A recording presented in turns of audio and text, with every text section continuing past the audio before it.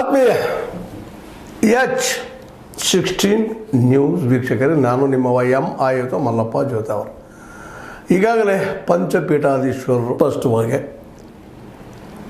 ಲಿಂಗಾಯತ್ ಮತ್ತು ವೀರಶೈವರು ಒಂದೇ ಅನ್ನುವಂಥ ಸ್ಟೇಟ್ಮೆಂಟ್ ಕೊಟ್ಟಿದ್ದನ್ನು ನಮ್ಮ ಬಸವಲಿಂಗ ಪಟ್ಟದೇವರು ಸ್ಪಷ್ಟವಾಗಿ ನಿರಾಕರಣೆ ಮಾಡಿ ಖಂಡನಾರ್ಹ ಅಂತ ಹೇಳ್ತಾ ಇದ್ದಾರೆ. ಒಂದೇ ಅಲ್ಲ ಎರಡು, ಬೇರೆ ಬೇರೆ ಅನ್ನುವಂಥ ಮಾತನ್ನು ಹೇಳ್ತಾ ಇದ್ದಾರೆ. ವೀರಶೈವ ಲಿಂಗಾಯತ ಎರಡೂ ಒಂದೇ, ಸನಾತನ ಹಿಂದೂ ವೀರಶೈವ ಲಿಂಗಾಯತ ಧರ್ಮ ಎಂದು ನೀಡಿರುವ ಹೇಳಿಕೆಯು ಖಂಡನಾರ್ಹ.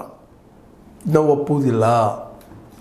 ನಾವು ಲಿಂಗಾಯತರು ಬೇರೆ, ಬಸವಣ್ಣನ ಭಕ್ತರು ಬೇರೆ, ಬಸವಣ್ಣವ್ರ ಗುರು ಅಂತ ಒಪ್ಕೊಳ್ಳೋದಿಲ್ಲ. ಬಸವಣ್ಣವ್ರಿಗೆ ಸಲ್ಲಬೇಕಾದ ಗೌರವವನ್ನು ಸಲ್ಲಿಸುವುದಿಲ್ಲ ಅವರು. ಜೊತೆಗೆ ಈಗಾಗಲೇ ರಾಜ್ಯ ಸರ್ಕಾರ ಇದ್ದಿದ್ದು ವಿಶ್ವಗುರು ಬಸವಣ್ಣನವರನ್ನು ಕರ್ನಾಟಕದ ಸಾಂಸ್ಕೃತಿಕ ನಾಯಕ ಎಂದು ಘೋಷಿಸಿದ ನಂತರ ಬಸವ ತತ್ವ ವಿರೋಧಿ ಶಕ್ತಿಗಳು ಒಗ್ಗಟ್ಟಾಗಿ ಆಂತರಿಕವಾಗಿ ಮತ್ತು ಬಹಿರಂಗವಾಗಿ ಅನೇಕ ಕುತಂತ್ರಗಳನ್ನು ಹೆಣೆಯುವ ಸತ ಪ್ರಯತ್ನಗಳನ್ನು ಮಾಡುತ್ತೇವೆ. ನೇರವಾಗಿ ಅವರ ಕುತಂತ್ರ ಮಾಡ್ತಾ ಇದ್ದಾರೆ. ಈಗ ರಾಜ್ಯ ಸರ್ಕಾರ ನಮ್ಮ ಬಸವಣ್ಣನ ವಿಶ್ವಗುರು ಅಷ್ಟೆಲ್ಲ ಸಾಂಸ್ಕೃತಿಕ ಅಧಿಕಾರ ಅಂತ ಕರ್ಕೊಂಡಿದ್ದಾರೆ. ನಮಗೆ ಈ ವೀರಶೈವರು ಏನೂ ಸಂಬಂಧ ಇಲ್ಲ. ಮತ್ತು ಮೊನ್ನೆ ಕರೆದಂಥ ಸಭೆಯಲ್ಲಿ ವೀರಶೈವ ಲಿಂಗಾಯತ ಶಬ್ದನೂ ಇಲ್ಲ.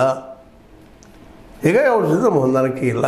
ನಮ್ಮ ಅಲ್ಪಸಂಖ್ಯಾತ ನಾವು ಈ ಲಿಂಗಾಯತರು ಅವ್ರಿಗೊಂದು ಸ್ಥಾನಮಾನ ಸಿಗುತ್ತೆ ಅಲ್ಪಸಂಖ್ಯಾತರಪ್ಪ ಅಂತೇಳಿ ಅದನ್ನು ಸಹಿತ ತಪ್ಪಿಸಿದಂಥ ನಮ್ಮ ಕೇದಾರ ಸ್ವಾಮೀಜಿಯವರು ಪ್ರಧಾನಮಂತ್ರಿ ಫೋನ್ ಮಾಡಿ